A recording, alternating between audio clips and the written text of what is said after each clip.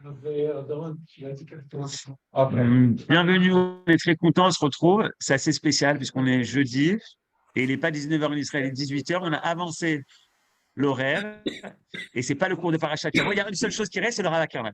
C'est pas la même heure, c'est pas le même sujet, C'est mais le Rav Ackerman, il est toujours là et tu veux nous parler du sionisme. Le sionisme aujourd'hui, d'après un cours de Manitou. Est-ce que c'est une évolution ou une révolution, bien sûr, pour Midrashay Tzuda Manitou? Bechavod.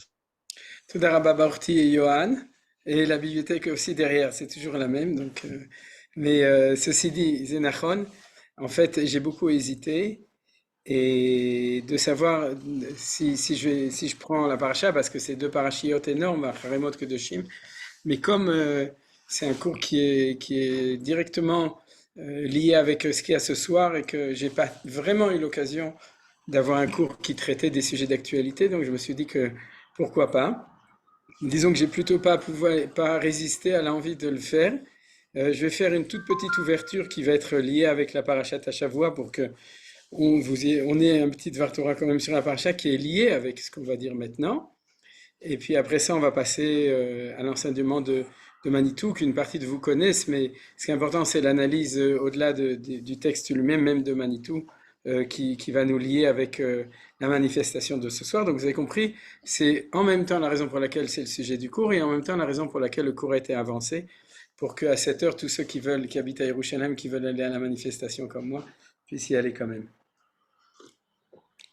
Alors, je vais commencer par le lien avec la paracha, et pour cela, j'ai pas imprimé de texte, mais je vais vous transmettre les choses par oral. On a donc deux parachiotes. Aujourd'hui, on a Acharemot et Kedoshim, et je voudrais parler de Kedoshim et d'un thème dont j'ai parlé il y a 2 ans, mais un autre commentaire. Le thème dont j'ai parlé il y a 2 ans et qui est extraordinaire, c'est le fait que énormément de commentaires ont fait remarquer, et les premiers c'est le Midrash, Vaikra Rabbah, qui est ramené par Nachmanide, par le Ramban, sur le premier verset de la paracha. Et aujourd'hui, on va d'ailleurs étudier l'enseignement du Ramban, de Nachmanide dessus, comme ouverture. Et quel est le thème qui est amené, comme je dis, par le Midrash et par les commentaires? C'est le parallèle entre les Aseret Adibrot, les 10 paroles, dans la révélation du Sinaï, et la Parashat Kedoshim. Alors, tout d'abord, il y a marqué que Rashi nous amène au début que cette paracha était donnée Behakel, c'est-à-dire avec le rassemblement de tous les enfants d'Israël, qui rov Goufet Torah Tluimbo. Parce que la plupart des Goufet Torah, c'est-à-dire les choses essentielles de la Torah, pas dépendent de la paracha, mais sont en fin de compte enseignées dans notre paracha, dans la paracha de Kedoshim. Donc de nouveau, oubliez qu'il y a aussi Acharemot, parce que je vais parler que de Kedoshim. Et on comprend très bien le parallèle entre ces deux choses. Entre le fait que Rov Goufet Torah, c'est-à-dire que c'est une paracha essentielle, puisque les enseignements essentiels de la Torah sont dedans, et le fait que le thème qui est repris, c'est le thème des 10 paroles, ou ce qu'on appelle Aseret Adibrot, ou en français, les 10 commandements. Alors la question, bien sûr, il y a plusieurs questions qui se posent. Il y a 2 ans, on avait étudié l'enseignement de Rabbi Ovadia de Sforno, qui lui avait expliqué, en fin de compte, en quoi cette paracha est un complément des Aseret Adibrot, et aussi comment est-ce que c'est organisé en parallèle avec les Aseret Adibrot, les 10 commandements. Ce qu'on va voir aujourd'hui dans l'enseignement de Nachmanide, c'est peut-être un point un tout petit peu différent. Nachmanide, en fin de compte, et là je suis désolé, j'aurais dû quand même imprimer au moins le premier verset de la paracha. Mais je l'ai imprimé quelque part, mais je pense qu'on peut se débrouiller sans. C'est que dans notre paracha, nous avons le premier verset nous dit comme ça, Kedoshim tiyu ki kadosh ani Adonai Elohechem.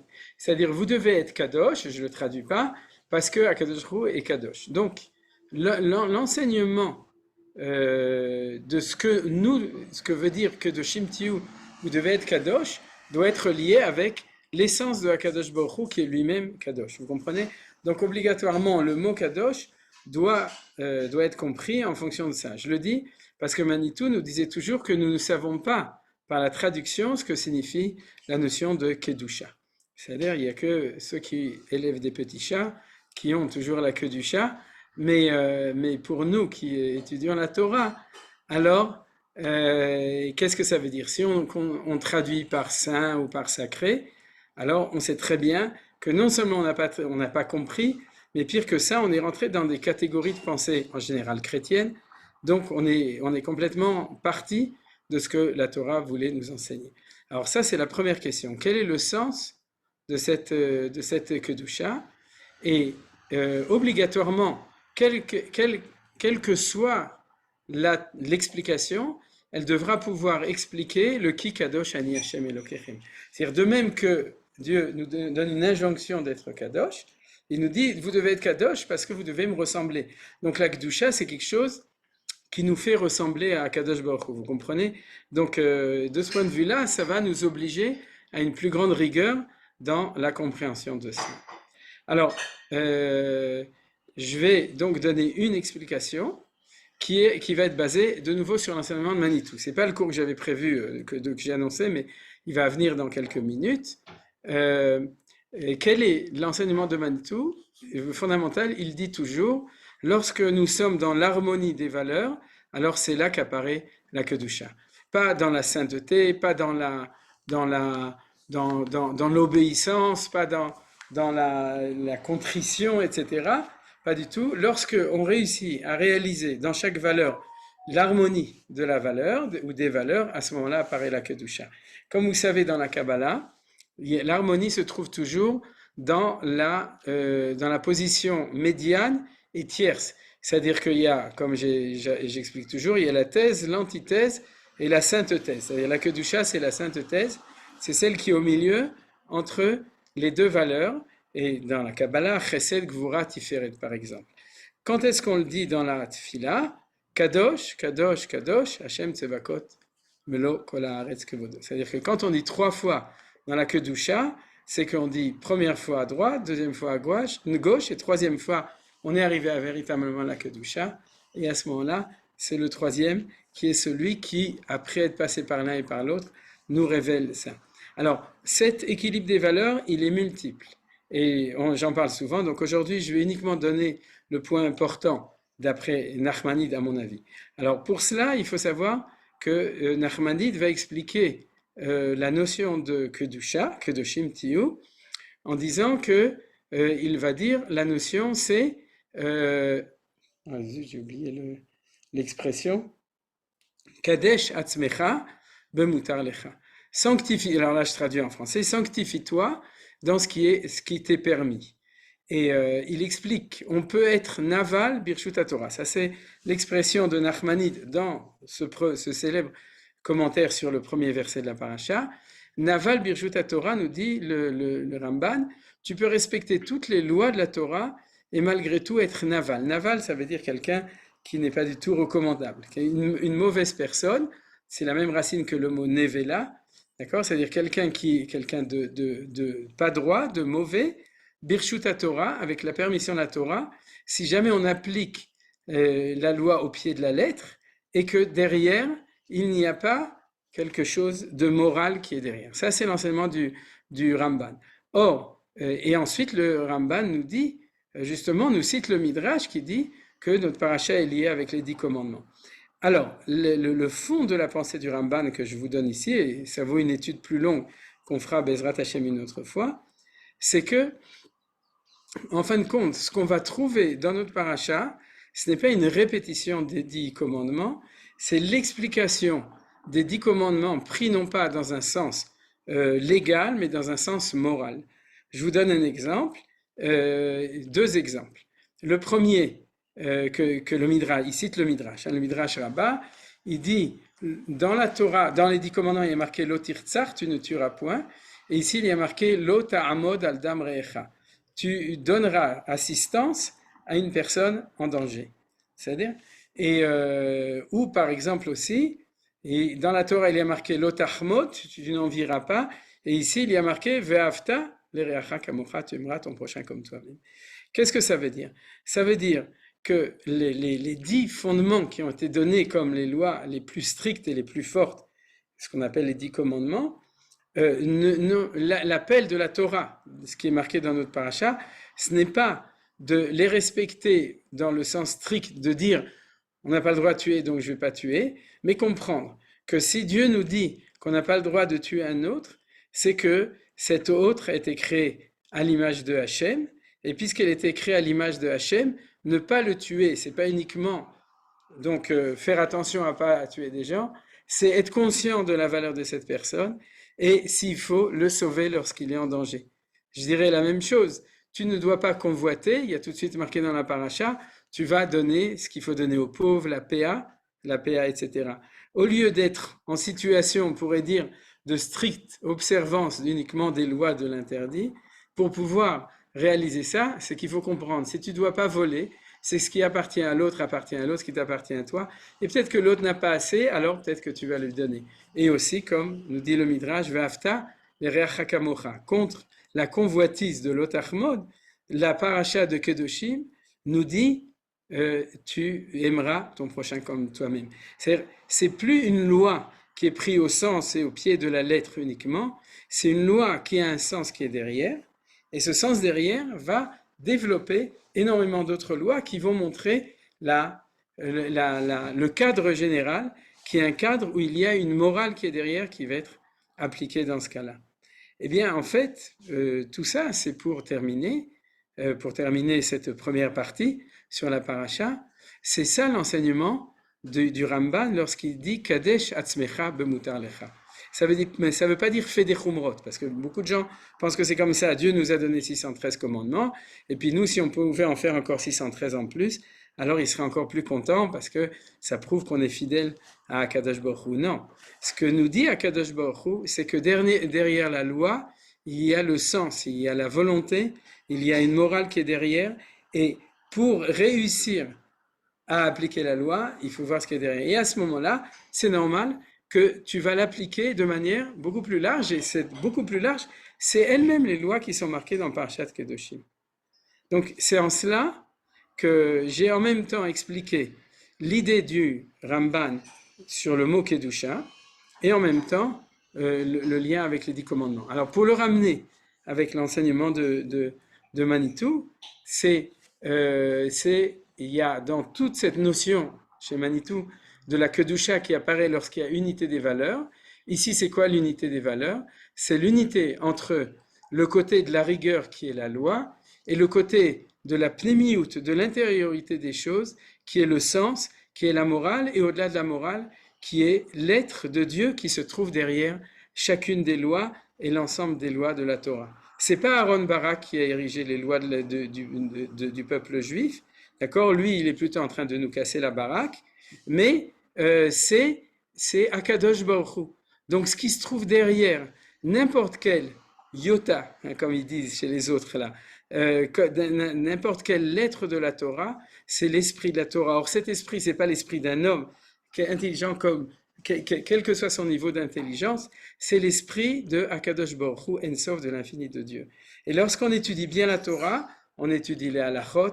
Derrière la halachot, on étudie la logique rationnelle, ce qu'on appelle le Talmud, la Gemara, c'est-à-dire la logique de la Gemara. Derrière ça, on étudie la morale qui se trouve derrière. Derrière ça, on étudie le Ratzon Eloki, la volonté de Dieu et la révélation de Akadosh Baruch Hu qui se trouve descendre dans chacune de nos lois. Et celui qui perd tout ce qu'il y a derrière, comme dit le Ramban, il a la loi des 10 commandements, mais il n'a pas la Kedusha qui apparaît dans Parashat Kedoshim, dans notre paracha à nous. Parce que c'est ça la Kedusha, c'est l'unité des valeurs, et c'est dans ce cas-là, c'est cette unité de valeurs dont nous parle le Ramban Nachmanide. Voilà, ça c'était vraiment le Dvar Torah, ça nous a pris quand même 20 minutes au début sur la paracha. Et je vais, pour terminer, pour conclure cette partie-là, ramener un tout petit enseignement de nouveau sur le premier verset du Baal HaTurim. Vous connaissez le Baal HaTurim? Baal HaTurim, il aime bien faire des guématriotes et des rachetevot et des choses comme ça. Et il dit, dans la paracha, vous verrez, il y a marqué plein de fois Ani Hashem ou Ani Hashem Elokechem. C'est-à-dire que Va'afta, par exemple, Va'afta l'ereach kamocha Ani Hashem. C'est-à-dire, et pourquoi? Parce que tu n'aimes pas ton prochain comme toi-même, parce que tu l'aimes, parce que c'est un homme, ou tu veux qu'on t'aime parce que toi aussi tu es quelqu'un d'important. Tu l'aimes parce que lui et toi, vous êtes l'effigie de Ani Hashem de Akadosh Baruch Hu. Et c'est ça la réussite du projet de Parashat Kedoshim.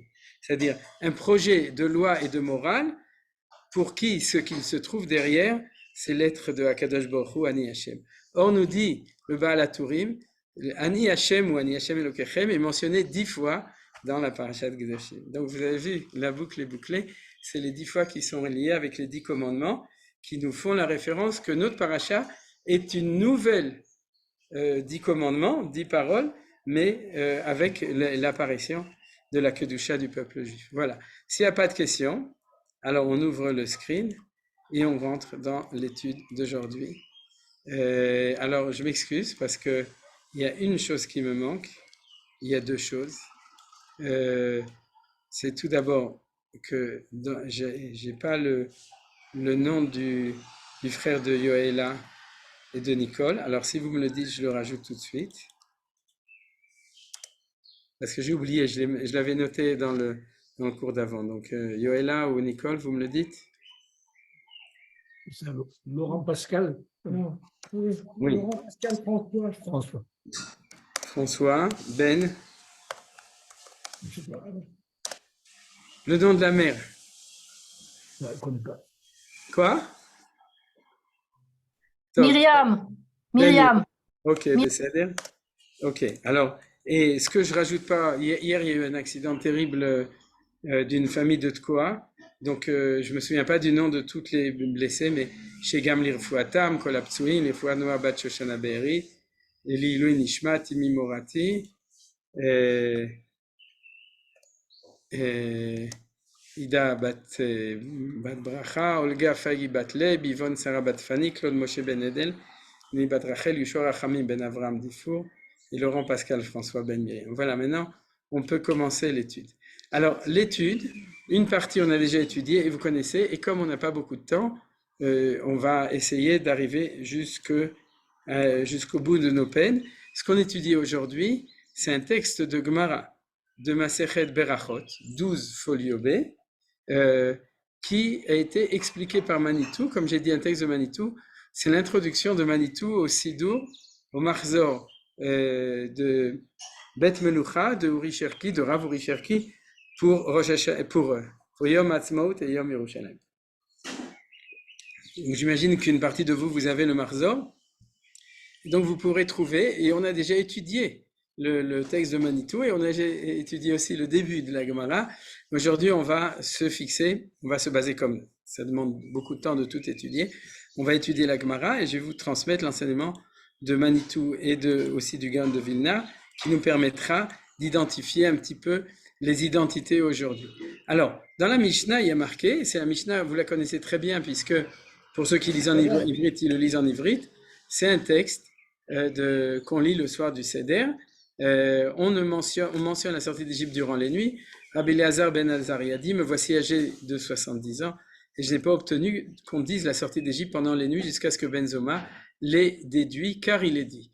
Et là, de nouveau, c'est des choses que vous connaissez. Il est dit dans la Torah, le ma'an tizkor et yom tzetra meretz Mitzrayim, kol yemei chayecha. Or, le mot kol vient inclure, voilà. Le mot inclure, il y a le mot kol dedans, vous avez vu, kolure.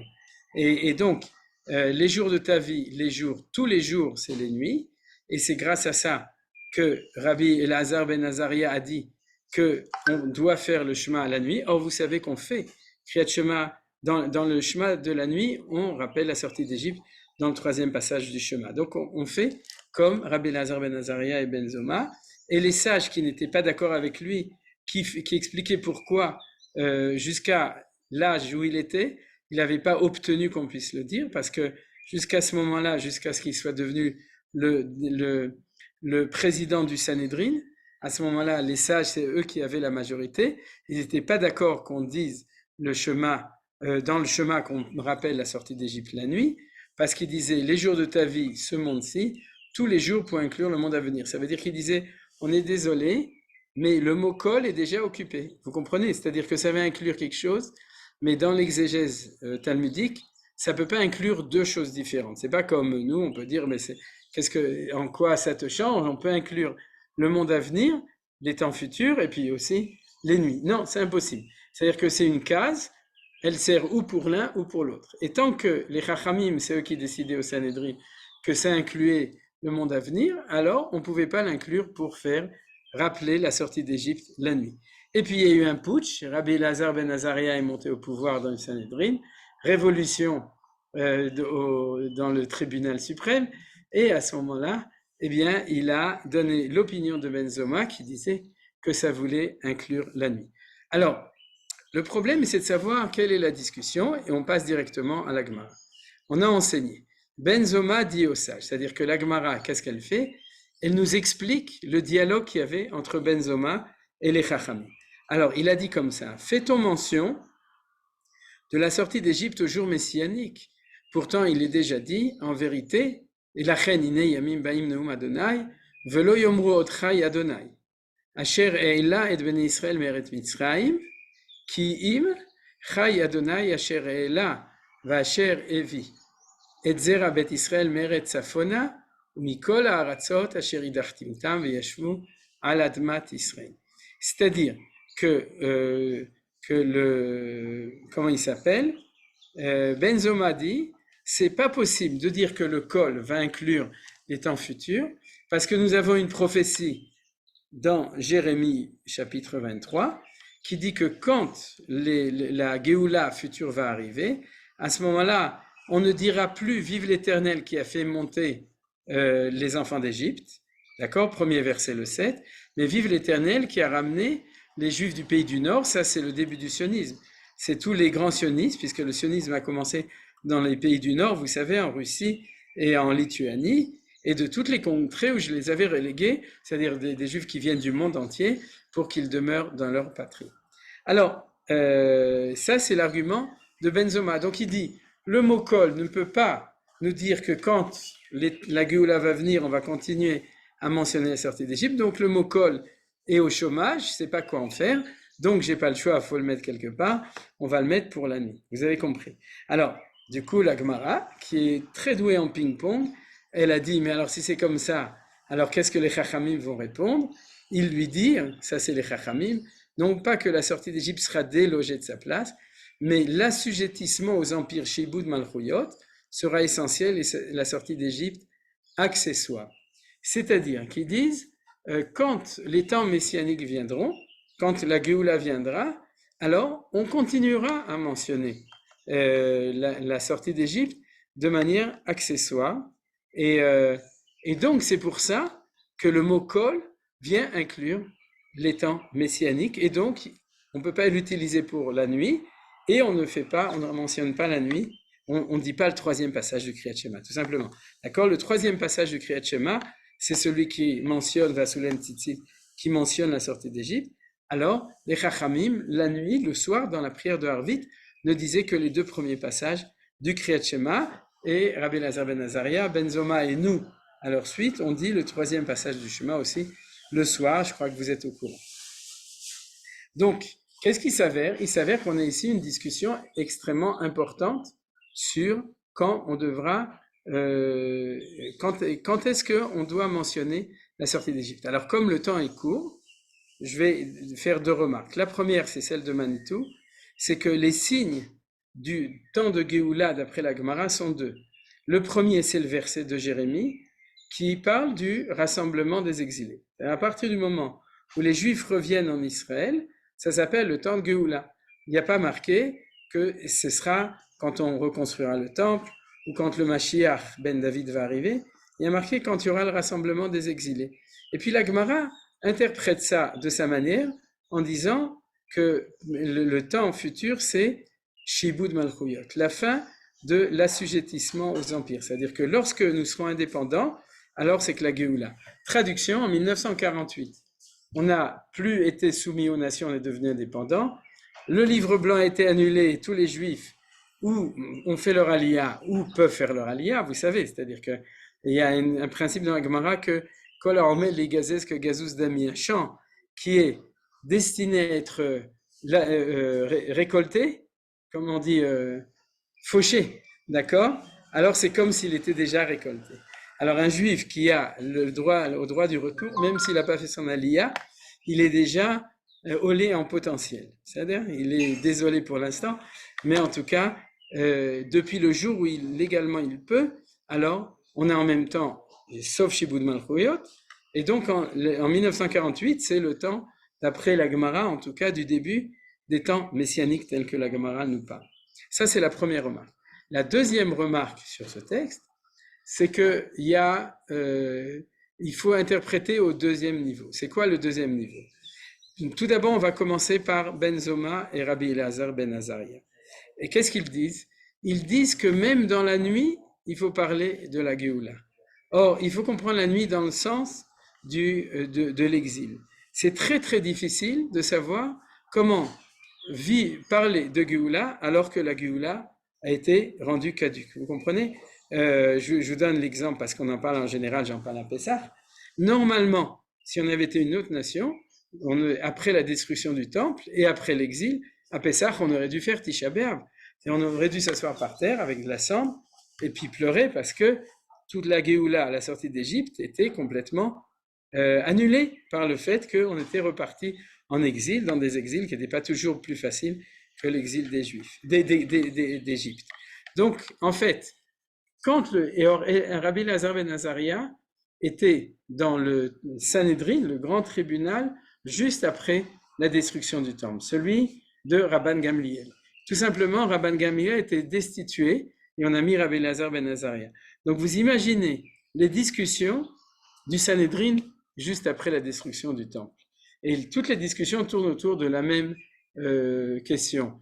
Qu'est-ce que c'est de rester et de faire la Torah et d'être juif alors qu'il n'y a plus le peuple juif en exil, le pays a été détruit, le temple a été détruit, etc.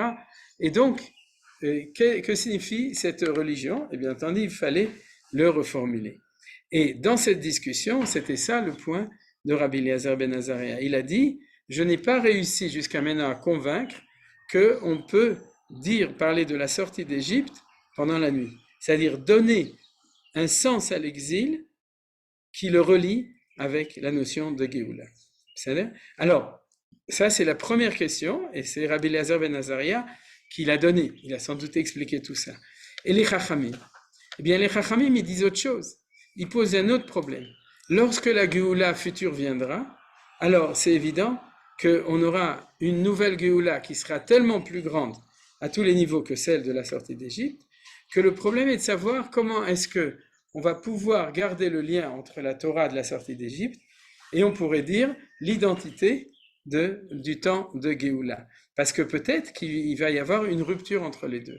Et les Chachamim disent non, il n'y aura pas de rupture, on continuera à parler de la sortie d'Égypte, sauf qu'il y a ce qui s'appelle l'essentiel et l'accessoire. C'est pour ça que j'ai mis le mot accessoire en petit, c'est-à-dire en bleu, pardon. Vous comprenez, c'est-à-dire on va avoir des questions d'identité extrêmement graves lorsque le temps de Géoula va arriver. Est-ce que quand on fait son allié en Israël, maintenant je traduis dans les termes les plus clairs et les plus simples, on va effacer toute la Torah de nos parents qui viennent de Vilna, de Berlin ou d'Oran ou de Tlemcen, d'accord? Parce qu'il y a un nouveau juif qui est le juif de la Géoula, un nouvel hébreu, et pour réussir ce nouveau projet, alors il faut effacer le projet d'avant. Alors, en fin de compte, c'est la discussion sur les temps futurs entre les Chachamim et Ben Zoma. Vous comprenez? C'est-à-dire que Ben Zoma, qu'est-ce qu'il nous annonce? C'est que les temps messianiques sont des temps de révolution. Et les Chachamim nous disent non, c'est des temps d'évolution. Puisqu'ils disent que c'est la source de la Géoula future sera la sortie d'Égypte. Donc on continuera à la mentionner, mais ce sera une source. Une fois que l'arbre a poussé, la source est essentielle, mais l'arbre est plus grand que la source. Donc la source est accessoire par rapport à cela. Donc en fin de compte, vous avez vu qu'il y a deux problèmes essentiels qui sont les problèmes cardinaux du peuple juif. Le premier, ça fait 2000 ans que le peuple juif s'en occupe. Comment être juif et comment être un juif libre alors que, c'est-à-dire être Ben Chorin dans la Torah alors qu'on est en exil. Et le nouveau problème du peuple juif depuis 100 ans, c'est comment être hébreu ou israélien par rapport aux identités précédentes, l'identité d'exil et l'identité d'Israël auparavant. Et tout se trouve ici à l'intérieur de notre Gemara, d'après cette interprétation-là. Alors on continue. La Gemara, qui par définition savait que c'était des problèmes ardus, des problèmes compliqués, c'est-à-dire, et qui demande une compréhension, elle va nous aider. Qu'est-ce qu'elle va dire? Elle dit comme ça. Tu dis pareillement, on ne t'appellera plus du nom de Jacob, mais Israël sera ton nom. C'est-à-dire que un changement d'identité, c'est ça le problème. C'est-à-dire l'exil et la destruction est un changement d'identité, et la Géoula est de nouveau un changement d'identité. Or, au niveau collectif, on a des références dans la Torah au niveau individuel, des individus qui sont les Havot. Les Havot, les patriarches, qui sont en fin de compte les prototypes de l'histoire d'Israël. Donc, pour comprendre ce qui nous arrive, on va étudier la Torah, on va étudier ce qui est arrivé aux Havot, aux patriarches. Or Dieu, qu'est-ce qu'il lui a dit? Il lui a dit, tu sais, tu t'appelleras plus Jacob, tu t'appelleras Israël. Sous-entendu, comme Benzoma et comme Rabbi Elazar ben Azaria. Maintenant c'est fini, tu n'es plus Jacob, maintenant tu es Israël. Alors il faut bien comprendre que la Gemara, elle est complètement dans le sujet, c'est pas une comparaison fortuite, parce que ça, comme nous disait Manitou, dans la Torah, l'identité du peuple juif en situation de Géoula, c'est Israël, et l'identité du peuple juif en situation de Galout, c'est Yaakov. Aujourd'hui, on dirait juif et israélien, c'est-à-dire Yehudi et pas Yaakov. On ne dit pas des Jacobins, on dit des Yehudim, des juifs.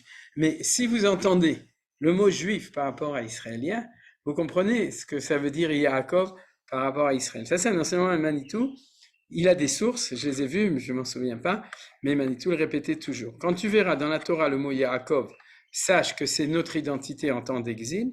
Quand tu verras qu'on s'appelle Israël, à ce moment-là, c'est notre identité en situation de Géoula. La preuve, Yaakov reçoit ce nom lorsqu'il rentre de chez Lavan. C'est-à-dire que quand il passe la frontière, il change de passeport. Au lieu du passeport rouge où il y avait marqué Jacob, rouge parce que les passeports de Édom, ils sont tous rouges, je ne sais pas si vous avez fait attention. Alors il reçoit un passeport bleu, très lettre, qui est où il y a marqué Israël dessus. C'est-à-dire, c'est comme ça que ça s'est passé. Alors on continue dans la Gemara. Alors les Chachamim disent non pas que Jacob sera déraciné de son lieu, c'est-à-dire son lieu, je ne parle pas géographique, mais d'identité, mais Israël sera essentiel et Jacob accessoire. C'est-à-dire qu'ils expliquent qu'en fin de compte, les Chachamim expliquent, tu vois, chez Jacob, il y a la même chose. Alors, on va voir que ce n'est pas si simple du tout, et c'est la suite de la Gemara. Et ainsi, il est écrit, Isaïe 43, 18. Je lis en français, j'imagine que ceux qui veulent peuvent lire le texte en ivrite. Ne vous remémorez pas les premiers événements et ne méditez pas les choses passées. En hébreu, Al tizkeru rishonot vekadmoniot al tidbonenu. Donc vous voyez, c'est-à-dire ne pas se rappeler. Le pshat, ça veut dire que le passé va être effacé. Donc c'est l'opinion de Benzoma et de Rabbi Elazar ben Azaria. Ne vous remémorez pas les premiers événements, c'est quoi? Votre assujettissement aux puissances étrangères. Et ne méditez pas les choses passées, la sortie d'Égypte. C'est-à-dire qu'ici, on a les deux éléments qui sont Yetziat Mitzrayim, vous voyez ici en hébreu, comme ça on le voit mieux, c'est-à-dire, et celui-là, c'est Ze Shibud Malchuyot. Shibud Malchuyot, c'est ce qu'on a vu tout à l'heure. C'est-à-dire que les choses seront oubliées dans le pasuk de Zechari, d'Ézéchiel, de Yeshayahu, d'Isaïe, ces choses-là seront oubliées. Et la Gemara continue, car continue le verset, voici que je réalise une chose nouvelle, elle lève maintenant, et il enseigne dans une Beraïta, Rav Yosef dit, c'est la guerre de Gog ou Magog.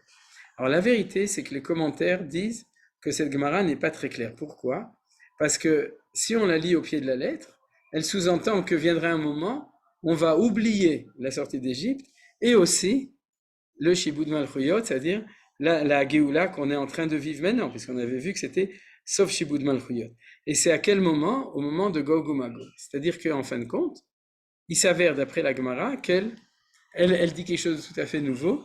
Il n'y a pas deux histoires, l'histoire de la sortie d'Égypte et notre histoire à nous, de notre temps, c'est-à-dire du rassemblement des exilés et de l'indépendance de notre temps, mais il y a encore un troisième stade qui s'appelle Gog ou Magog, dont nous parle Rav Yosef. Donc, un tout petit peu de patience pour bien comprendre ce qui se passe. Alors, comment on va comprendre? La Gemara, elle sait qu'on n'a rien compris, elle est gentille avec nous, elle nous amène une parabole. Hein, on a du bol, surtout si on n'est pas là. Alors, à quoi cela ressemble? Ça, c'est la parabole. En hébreu, on dit Machal lema adavar domé. Vous voyez, c'est marqué comme ça. Machal lema adavar domé, c'est l'expression hébraïque pour dire on va t'amener un machal, ouais, et comme ça, on va tout comprendre. À quoi ça ressemble? Alors, le machal, nous voilà, un homme qui allait en chemin, qui se fit attaquer par un loup. Après en avoir échappé, il racontait sans cesse comment il en avait réchappé, d'accord? En gros, la traduction c'est Steinsaltz, mais je l'ai transformée pour qu'elle soit plus près du texte. Puis il fut attaqué par un lion. Voilà, vous voyez, ça fait la preuve que... Il fut attaqué par un lion. Après en avoir échappé, il ne cessait de raconter l'histoire du lion. Et qu'est-ce qu'il racontait plus? L'histoire du loup, voilà. Il n'y avait plus de loup. Il n'y avait plus que le lion. Alors, ensuite, sauvé par la suite d'un serpent, il oublia les 2 premières aventures et racontait toujours celle du serpent. Il en va de même pour les enfants d'Israël. Les malheurs récents leur font oublier ceux du passé. Mais maintenant, quand on parle des malheurs, c'est la Géoula des malheurs, hein, que ce soit clair dans la Gemara. C'est-à-dire que, bien entendu, la Géoula est tellement importante parce qu'il y a eu tous les malheurs qui étaient avant. Donc, vous avez vu qu'il y a combien d'animaux dedans? Dans le Machal, il y en a 3. Donc, ce n'est pas seulement sortie d'Égypte et Kibbutz Galouyot de notre temps, c'est les 3 qu'on a vus, c'est-à-dire ces 2-là, et la guerre de Gog ou Magog, d'accord? Alors, si on reprend au niveau de la parabole, ouais, le loup, c'est l'Égypte, je vais le mettre aussi en bleu pour qu'on voit chacun, le loup, c'est l'Égypte, le lion, c'est Ben Gurion, c'est-à-dire David Ben Gurion, c'est pas une blague, c'est-à-dire que c'est celui qui nous sort du lion, et ensuite le Nahash, c'est-à-dire c'est Gog ou Magog, sans doute. C'est-à-dire, vous voyez, vous suivez dans le développement des choses, et c'est pour ça que la parabole explique, c'est comme ça dans la vie, c'est-à-dire que quand tu vis quelque chose de très très grand, alors ce qui est avant prend une certaine distance. Maintenant, on n'est pas tout à fait avancé parce qu'on ne sait toujours pas qui a raison entre Chachamim et Ben Zoma, dans la Marloquette. Vous comprenez, on est toujours dans les expectations sur le futur quand les temps messianiques vont arriver, et on ne sait pas s'ils vont effacer l'Égypte ou s'ils ne vont pas effacer l'Égypte. Regardez, la Gemara le dit. Avraham, elle continue, pardon, elle ne dit pas, elle continue. Elle dit Avram, c'est Avraham. D'accord? Au début, il était devenu père de Aram. À la fin, il fut nommé Avraham avec un « et » en plus, parce qu'il était devenu père d'une multitude de nations Avamon Goïm. Vous vous souvenez qu'au début, il s'appelait Avram. Vous voyez, chez les Ashkenazim, les Avram, on les appelle Avroum, d'accord? Ils sont en moto. Et donc, mais en fin de compte, c'est pas exact. On ne peut pas appeler quelqu'un Avram. On doit l'appeler Avraham. Parce que la différence, c'est qu'avant, il était le père d'une identité spécifique qui s'appelle Aram. Tout ça, c'est l'enseignement de Manitou. Et ensuite, quand il est devenu hébreu véritablement, alors Hachem lui a rajouté un hey pour dire que maintenant, tu es le père d'une multitude de nations. C'est-à-dire, il a une vocation non pas spécifique d'une nation, mais une vocation universelle. Et elle continue, Sarai était changée en Sarah, vous savez, parce qu'au début, elle n'était que la princesse de sa nation, parce que le mot Sarai, en fait, ça se lit Sari, Sin, Resh, Yud, c'est-à-dire au singulier, alors qu'à la fin, elle devenait une princesse du monde entier, parce que Sarah, ça veut dire une princesse de manière générale. Donc, en parallèle avec Abraham, on comprend que le changement de nom de Abraham et de Sarah, c'est toujours la même chose. Ils sont passés d'une identité hébreu indexée à une seule nation à une identité indexée à la collectivité humaine, disons comme ça, l'universel humain. Bar Kappara a enseigné, quiconque appelle Abraham Abram, c'est-à-dire qu'il lui enlève son hey, transgresse une injonction, car il est dit, ton nom sera Avraham. Or, comme il y a marqué, c'est une mitzvah tassée, c'est-à-dire en hébreu, il y a marqué Tani Bar Kappara, Kol HaKoreh. Les Avram, au verbe assez. Il transgresse une mitzvah tassée, chez Neymar, Vaya Shimcha Avram. Si Dieu, lui, quand Dieu dit cette chose, ton nom sera Avraham, c'est une mitzvah tassée quand c'est Dieu qui le dit. Alors donc, si tu l'appelles Avraham, tu transgresses, vous m'excusez que je le dise, tu transgresses un assez. Et Rabbi Eliezer ajoute, pire que ça, il transgresse aussi un interdit, puisqu'il écrit, tu ne seras plus appelé du nom d'Avraham. Vous comprenez? C'est-à-dire que Dieu lui a dit deux choses. Maintenant, tu t'appelles Avraham et tu t'appelles plus Avram. Donc, si on l'appelle Avram, on transgresse un assez et un lota assez. J'espère que vous en avez assez avec tout ce que je dis, mais vous comprenez que c'est pas facile. Alors la Gemara elle dit, mais alors appelle Sarah, Sarai commet les mêmes infractions? Là-bas, c'est Avram que Shem a déclaré ta femme Sarai ne s'appelle pas plus Sarah, mais son nom sera Sarah. Ça, c'est un passage qu'on ne va pas expliquer. Mais par contre, la suite est importante. Du coup, la Gemara, elle tombe de sa chaise. Pourquoi? Parce qu'elle dit, si c'est comme ça, c'est la même chose pour Jacob. Comment tu me disais tout à l'heure qu'on pouvait appeler Israël Jacob, Jacob Israël, que l'un était l'essentiel et l'autre était l'annexe, alors que Dieu a dit la même chose à Jacob? Il lui a dit, mais alors qui appelle Jacob, Jacob, enfreindrait lui aussi ce qui a marqué, tu ne seras plus appelé du nom de Jacob, mais Israël sera ton nom. En hébreu, non, c'est pas marqué.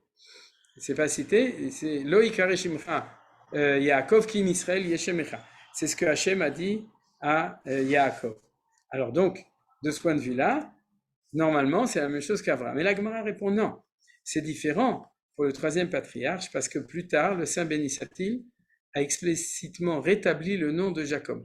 C'est-à-dire qu'après que Yaakov rentrant de chez Lavan a reçu le nom de Israël, il y a un nouveau verset où il dit, Dieu a dit à Yaakov, il va l'appeler Israël en disant tu t'appelles Yaakov.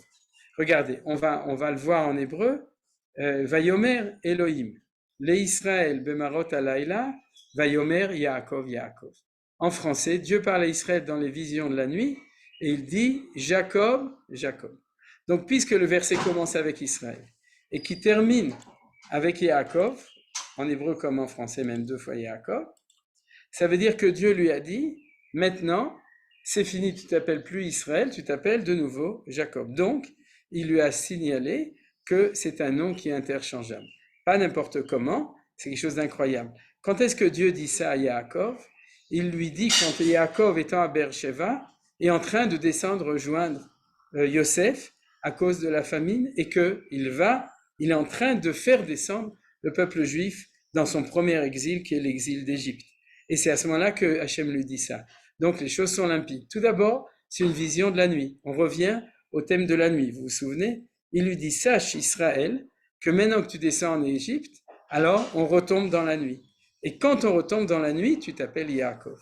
Ce qui veut dire quoi? Ça veut dire que l'identité de Israël, notre identité, elle est double. Elle est Israël et elle est Yaakov. Et c'est grâce à ça qu'on peut faire le Kriyat Shema de la nuit, puisque on ne disparaît pas dans l'exil, on redevient l'identité de Yaakov, alors qu'on était, tant que Yaakov était en Eretz Israël, il était Israël. Donc c'est une identité qui est, on pourrait dire, qui est réversible. Alors que celle de Abraham est irréversible. Vous avez remarqué, d'accord? C'est-à-dire que c'est ça le problème. Alors, c'est extraordinaire. Pourquoi c'est extraordinaire? On va pas lire la fin, mais si on a besoin, on lira. En gros, pour l'instant, on a plus ou moins vu l'essentiel de la Gemara. Il reste encore une ligne, je ne sais pas si on la lira ou non. On va s'arrêter là au niveau de l'étude. On a tout étudié un mot de Gemara en un quart d'heure. Mais en fin de compte, on va s'élever au-dessus du texte pour comprendre. Regardez, il y avait une discussion entre Ben Zoma et les Chachamim pour savoir si un changement d'identité est un changement réversible ou irréversible, au temps de la Géoula. Est-ce qu'une fois que tu passes de l'identité précédente, préhistorique d'exil, à l'identité de Géoula, est-ce que c'est irréversible? Pour Abraham, on voit que c'est irréversible. Pour Yaakov, on voit que c'est réversible. Donc on pourrait dire que dans la discussion entre les Chachamim et Ben Zoma qui est dit qu'il était irréversible a pris comme modèle de référence Abraham, et les Chachamim qui ont dit que dans la Géoula, il y a encore le lien avec avant, c'est-à-dire qu'il y a les deux identités peuvent se correspondre, a pris comme modèle l'identité de Yaakov. Vous avez compris le lien? C'est-à-dire qu'on voit que la Gemara, en fait, on croit qu'elle parle de plein d'autres choses, mais en fait, elle est extrêmement rigoureuse. Elle nous dit, je veux trouver les références de Ben Zoma et des Chachamim dans l'histoire de la Bible. J'ouvre la Bible et je la trouve à propos de deux noms, parce que le nom, c'est l'identité, à propos de Abraham et de Yaakov. Alors, ce que je vous dis, c'est Manitou, c'est-à-dire j'ai rien inventé du tout, pratiquement, mais en tout cas, c'est ça le cours de Manitou. C'est-à-dire que Manitou nous dit comme ça, dans le texte, il dit, si tu veux comprendre le fait que viendra un moment, comme dit Benzoma, où ce sera irréversible pour nous en tant que peuple, c'est-à-dire le jour viendra dans la Géoula future où on va effacer l'identité précédente, alors il faut que tu lises l'histoire de Abraham. Parce que lorsque Abraham était sorti de Ur Kasdim et s'était débarrassé de ce qu'on appelle la Klippa de Abraham, c'est cette écorce d'une identité de juif d'exil qui est indexée à une certaine nation, et qu'il est devenu Abraham de Dieu universel en Eretz Israël, et que Dieu lui donne ce changement de nom, à partir de ce moment-là, il lui dit, maintenant c'est fini, tu n'as plus le droit de t'appeler Abraham.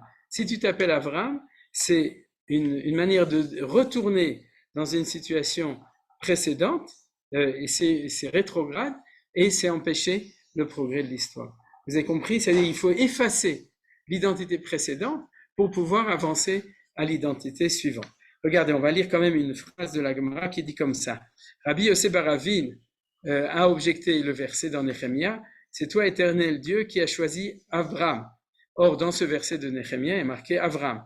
On lui a répondu, là-bas, le prophète chante la gloire de Hachem en rappelant l'origine. C'est-à-dire quoi?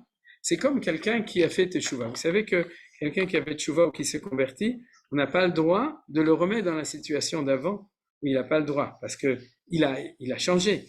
Mais on a le droit, ou il a le droit, de dire j'étais avant Jules et maintenant je suis Yaakov ou Moshe.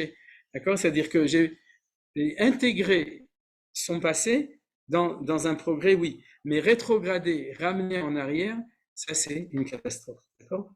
Alors, c'est ce que nous dit la Gemara. Si tu racontes l'histoire et que tu dis que Abraham, et ça me tâche moi Abraham, c'est la suite du passage, qu'il était avant Abraham et qu'il est devenu Abraham, ça tu as le droit de le faire.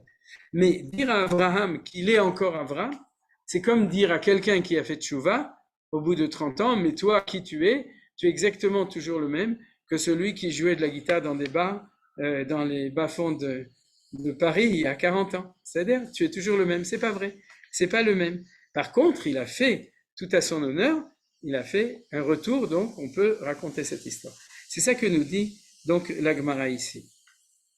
Alors, pour arriver à la fin du cours, il s'avère comme ça, qu'on a en fin de compte 3 possibilités, 3 problèmes avec l'histoire de la sortie d'Égypte dans la suite de l'histoire. Si vous voulez, je ferme le texte, si on a besoin, on le rouvrira, parce que grâce à ça, on peut se voir, c'est important. Alors, je reprends, je résume les choses. C'est que des questions d'identité.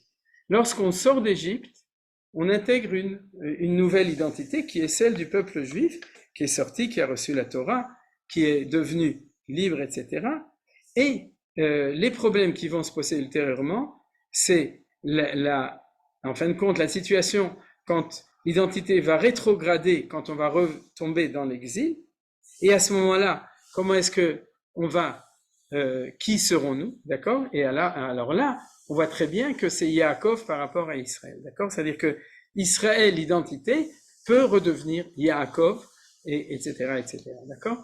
Et ça, c'est une des premières questions. Et la deuxième question qui se pose, c'est en temps de Géoula. C'est-à-dire de même qu'à l'époque de Rabbi Eliezer ben Azaria, ils avaient un problème, et c'est ça qui est génial. Quand ils sont passés de situation de nation à situation d'exil, de Géoula à Khurban, alors ils ont compris que le sujet dont ils s'occupaient à propos de eux, de savoir s'ils avaient fait la sortie d'Égypte dans la nuit, c'était aussi là qu'ils pouvaient entrevoir et envisager la question qui va se reposer lorsqu'il va y avoir la Géoula. On va passer non pas de Géoula à Galout, mais de Galout à Géoula. Et on va passer dans l'autre sens. Et c'est de ça qu'ils ont parlé dans leur discussion à propos de est-ce qu'on va mentionner la sortie d'Égypte au moment de la Géoula finale.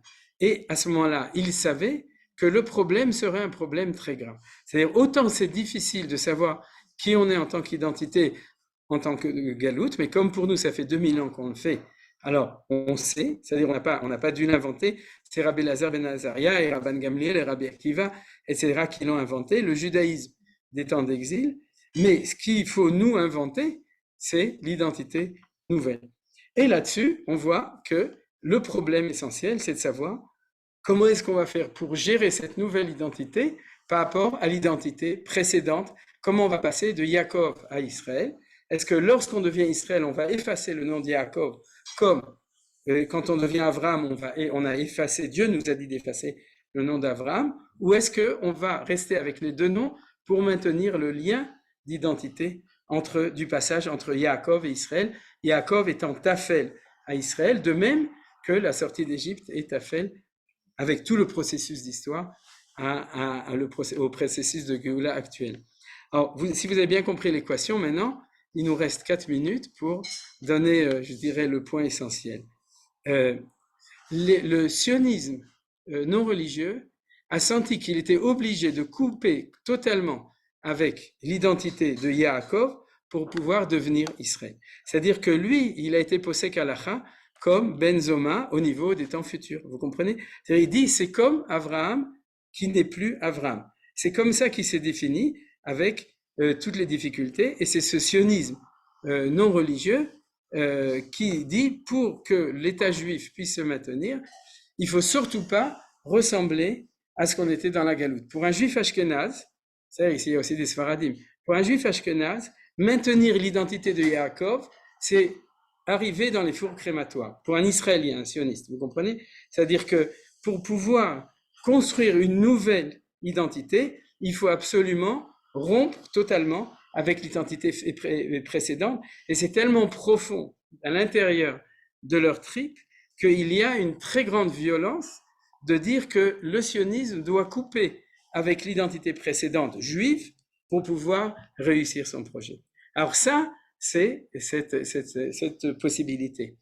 Devant cela, ou avant cela, il y a d'autres juifs qui disent, si quand tu deviens sioniste, tu coupes tout avec le judaïsme, alors je préfère rester juif et pas sioniste, parce que je ne veux pas être Israël sans Torah et sans judaïsme. Ça c'est quoi? C'est le monde Haredi. C'est-à-dire qu'en fin de compte, les deux extrêmes se retrouvent, parce que l'un, en fait, menace l'autre dans les deux sens. Vous comprenez? C'est-à-dire que qu'est-ce que dit le monde Haredi? Je vais rester Yehudi ou Yaakov, et je vais pas, je parle bien entendu de manière tout à fait caricaturale, hein, bien entendu, maintenant. C'est-à-dire il y a toutes les nuances possibles et imaginables, mais avec le fait que vous affirmez qu'il faut tout couper pour pouvoir, en fin de compte, réussir un projet, comme un enfant qui, pour se libérer d'une emprise trop forte des parents au moment de l'adolescence, se sont obligés de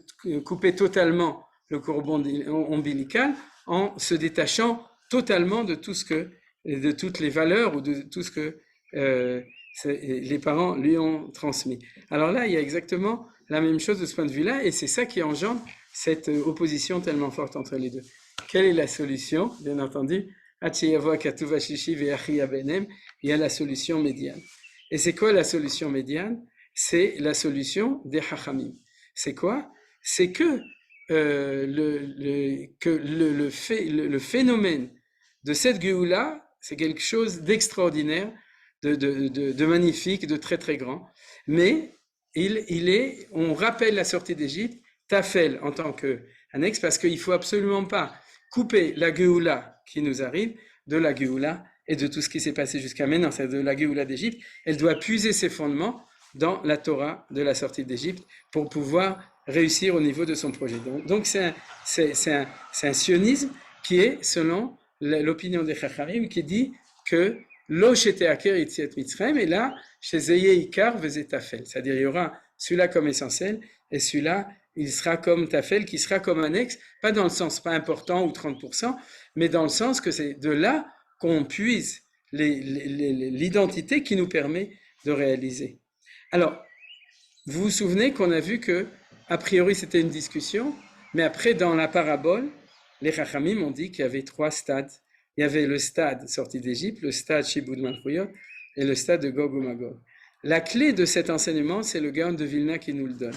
Il dit comme ça, Elu ve'elu divrei Elokim chaim. Ça veut dire quoi? Que Ben Zoma et les Chachamim ont raison. Pourquoi? Parce que c'est un problème de stade.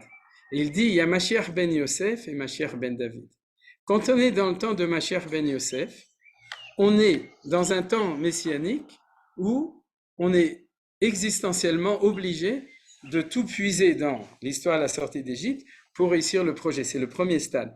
C'est-à-dire c'est le stade où il faut que notre identité soit complètement, en fait, puise complètement les choses de l'histoire de la sortie d'Égypte. Par contre, au moment de Gog ou Magog, on arrive au temps du Mashiach ben David, avec la résurrection des morts, avec le fait qu'il n'y aura plus de Yetzer Hara, avec le fait que le monde entier reviendra à la connaissance de Hachem, etc., ce que les prophètes promettent.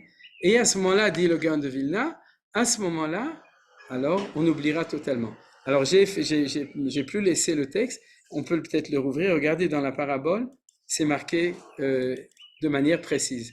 Et ça, c'est le génie du Gaon de Vilna. Regardez la parabole. On la relit. Un homme qui allait en chemin, qui se fit attaquer par un loup, on a dit c'est l'Égypte. Après en avoir échappé, il racontait sans cesse comment il avait échappé. Puis il fut attaqué par un lion, on a dit, ça c'est l'histoire de la galoute de Édom et notre temps à nous, messianique, de 1948. Après en avoir échappé, il ne cessait de raconter l'histoire du lion. Est-ce qu'il y a marqué qu'il a arrêté de raconter l'histoire du loup? Non. Donc, c'est l'opinion des Chachamim. C'est-à-dire qu'il raconte l'histoire du lion, mais il le raconte en racontant en même temps l'histoire du loup. Alors, on continue. Sauvé par la suite d'un serpent. Et le serpent, c'est le Nahash HaKadmoni, c'est le Yetzer Hara. Vous savez, c'est tout le mal qu'il y a dans le monde. Et dans la Géoula, chez les mains, finale, il n'y aura plus de mort, il n'y aura plus de Yetzer Hara, il y aura la résurrection des morts, etc. Et c'est à ce moment-là que le serpent va disparaître. Alors, il oublia les deux premières aventures, racontait toujours celle du serpent. Regardez ce qui a marqué. Il y a marqué, il oublia les deux premières aventures, ce qui n'était pas marqué avant. C'est-à-dire que une parabole comme ça, elle nous dit, premièrement l'Égypte, deuxièmement, premier stade où on n'oublie pas, comme l'opinion des Chachamim, deuxièmement, troisième stade où on oublie, comme l'opinion de Rabbi Elazar ben Azariah et de Ben Zoma. Et c'est pour ça qu'il en va de même pour les enfants d'Israël, etc., etc. Donc on voit que quand on lit de manière extrêmement précise les textes de nos sages, tout est marqué dedans, c'est la première chose, sauf qu'on a besoin du Gaon de Vilna et de Manitou pour pouvoir nous expliquer les choses. Et ce soir, quand on va aller manifester, on va savoir que le problème est un problème extrêmement important. Parce que ce n'est pas un problème de Yariv Levin, ce n'est pas un problème de démocratie, c'est un problème d'identité. Est-ce que le temps est arrivé pour pouvoir dire que la nouvelle identité israélienne, d'Israël, est une identité qui est tellement avancée dans le stade de Géoula qu'elle n'a plus besoin de l'histoire de nos pères? Sûrement pas. C'est-à-dire que cette volonté, en fin de compte, d'après cette lecture, cette volonté du sionisme non religieux, c'était une volonté qui a compris qu'il y avait quelque chose de vrai dedans, qu'un temps viendra, quand il y aura le Mashiach ben David, où tout ce qui est avant sera oublié, et il l'a imposé pour réussir à couper le cordon ombilical. Vous comprenez? C'est-à-dire pour sortir de Vilna en 1930, c'est-à-dire il fallait dire à son père et à son grand-père, je jette tout pour pouvoir aller à Nahalal, c'est-à-dire au kibbutz de la Shomer Hatzair, etc.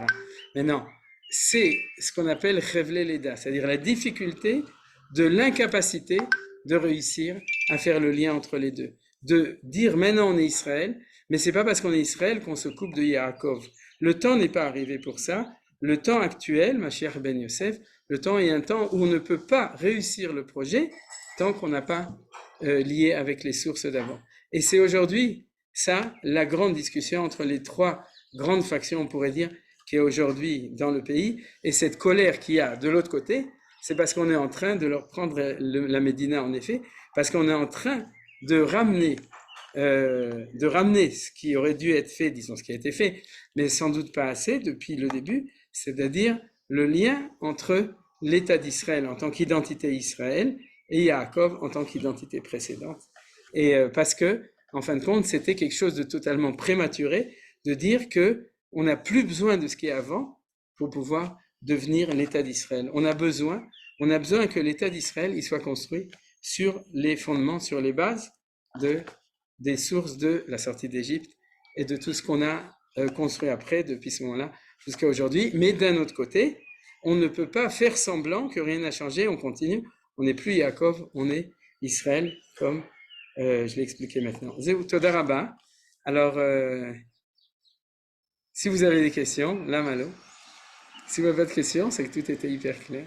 Ouais. Dire, le nom de Jacob, c'est un nom qui n'a pas le nom de Dieu dedans. C'est extraordinaire. Il est absolument, c'est la partie la plus basse du corps humain, c'est Ouais. Jacob. Et après ça, nous, il va devenir Israël, où vraiment là, le nom de Dieu apparaît, et Yachar et la morale, Yachar Israël, c'est-à-dire c'est un nom absolument opposé à ce fameux talon. Et c'est drôle parce qu'on parle de la halakha, et puis après ça, on parle de morale, en fait. C'est les deux extrêmes. Aller à pied avec le talon et après entrer dans la morale. Ces deux noms sont absolument... Parce que vous êtes Abraham, il y a juste un petit bout qui a changé. Et Sarah, pareil. Mais là, complètement différent. Oui, il a fait Meod parce que, merci Annette, grâce à ce que tu dis qui est tout à fait vrai, ça me permet de me souvenir que je voulais faire le lien entre le début du cours et la fin du cours, c'est-à-dire le cours sur Kedoshim. Parce qu'en fin de compte, c'est ça l'idée de Kedoshim, c'est de lier notre identité actuelle avec les fondements spirituels qu'on avait avant. Et on voit qu'au niveau de la justice, c'est exactement ça. C'est-à-dire, est-ce que la justice de l'État d'Israël doit être fondée, au niveau du projet, on n'est même pas encore arrivé, elle doit être fondée sur la morale hébraïque et sur la spiritualité hébraïque, ou sur, au contraire, comme disait Manitou, sur l'université de Berlin, vous comprenez, c'est-à-dire quelque chose qui est tout à fait différent. Et c'est là où se trouve la crise, et c'est une crise véritable et très forte, quoi. Disons que c'est un des signes de cette crise générale. Il y a fait Meotodaraba. Et c'est ça la Kedoshim, c'est-à-dire vraiment réussir à faire le lien entre l'identité, voilà. La crise de notre identité. Le bout de talon et le ou Israël, c'est-à-dire c'est vraiment, ça, c'est extraordinaire ces deux noms. Il a fait Meotodaraba. Merci beaucoup. Quelqu'un d'autre veut dire quelque chose? Non? Je rigole parce que je regarde, je me dis Nadine, elle a quand même quelque chose à dire. C'est pas possible. Non, je suis arrivée trop tard. Je n'ai pas compris qu'il y avait un changement d'horaire. Ah, je suis désolé. J'ai loupé tout le cours. Je suis désolé. Bon, il est enregistré, mais Moi aussi. Moi aussi, j'ai raté le cours. Je viens d'arriver pensant que c'était le début. alors vraiment, je suis désolé, mais je veux pas dire de la faute de qui c'est, mais Non, c'est Col des Cèdres. je vais vous prévenir plus tôt. On a prévenu au dernier moment.